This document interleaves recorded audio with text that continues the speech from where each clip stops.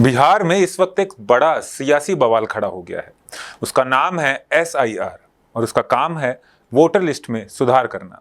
लेकिन सवाल यह है कि क्या यह सुधार है या फिर किसी साजिश की शुरुआत है। 24 जून को चुनाव आयोग ने बिहार में वोटर लिस्ट रिवीजन के लिए नोटिफिकेशन जारी किया था। बात इतनी सी थी, मतदाता सूची को अपडेट किया जाए। लेकिन अगले कुछ दिनों में आयोग 3 बार नए नए नोटिफिकेशन लेकर आया और यही से शुरू हुई अफरा तफरी। वोटर आईडी रिवीजन के लिए मांगे गए दस्तावेज, लेकिन चौंकाने वाली बात यह रही कि Aadhaar card, ration card, PAN card और ड्राइविंग लाइसेंस सबको नामंजूर कर दिया गया।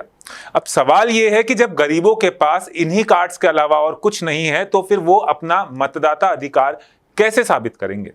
ऐसा लग रहा है कि चुनाव आयोग ने ठान लिया है कि बिहार के 20% लोगों से उनका वोटिंग अधिकार छीन लेना है।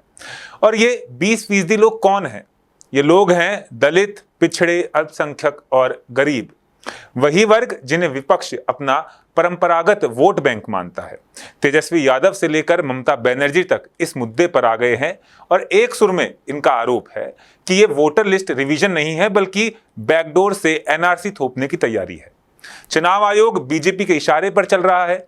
ये गरीबों और पिछड़ों को सिस्टम से बाहर करने की चाल है। बिहार वो राज्य है जहां पलायन, गरीबी और अशिक्षा आज भी एक कड़वा सच है।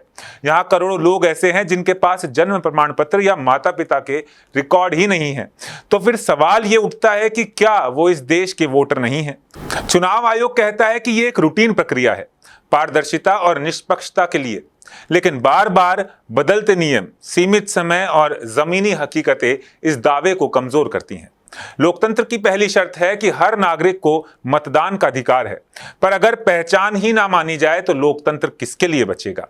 मतदान सिर्फ अधिकार नहीं, अस्तित्व का भी सवाल है।